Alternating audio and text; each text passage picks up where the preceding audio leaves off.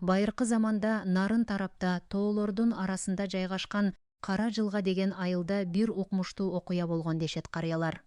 Айылдын четинде эч ким жакындабаган эски бир там турчу. Аны караңгы асы деп аташчу. Ал үй мурда бир бай сынчынын үйү болгон.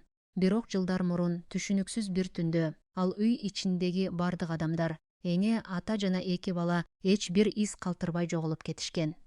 Ошондон бери айылдыктар ал үйдүн жанынан өтпөй, аны арбактуу жер деп эсептешип, эч кимге жакын жолотушчу эмес. Бир күнү шаардан Бекжан аттуу жаш жигит айылга иш менен келди. Ал жерди өлчөп, жаңы жол куруу боюнча иштерди жасашы керек болчу.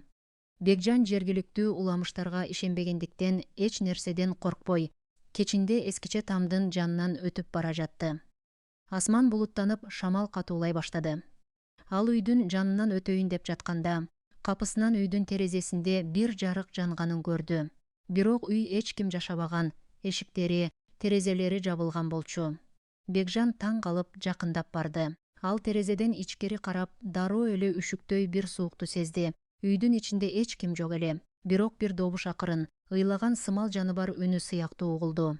Кайт, кайт үйгө. Бекжан артка тартылып, жүрөгү дүкүлдөп сого баштады.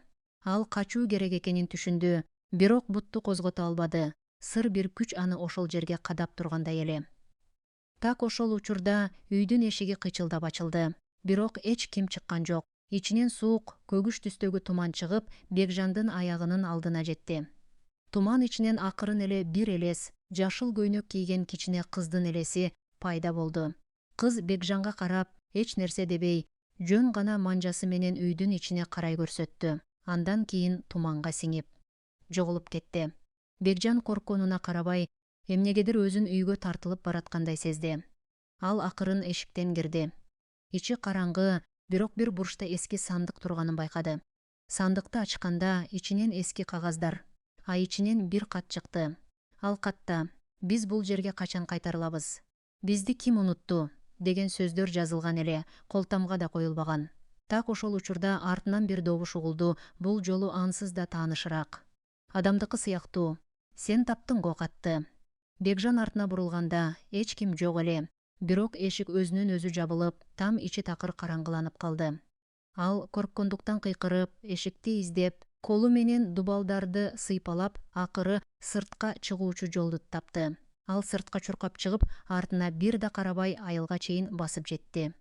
Эртеси Бекжан ошол катты айылдын карыясына көрсөттү. Карыя катты окуп, жүзү купкуу боло түштү. Бул 10 жыл мурун жоголгон үй бүлөнүн кызынын кол жазуусу. Алар эч ким билбеген себеп менен жоголушкан.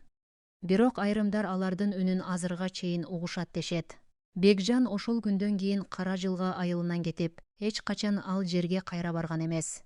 Бирок ал ар түнү уктаар алдында ошол кичине кыздын үнүн угуп жаткандай: «Кайт, кайт үйгө» деп кулагына жаңырып тургандай сезилчү экен. Айылдыктар азыр да кеч киргенде караңгы асынын жанынан өтүшпөйт, анткени ким билет. Ал үй дагы деле бирөөнү күтүп жатабы?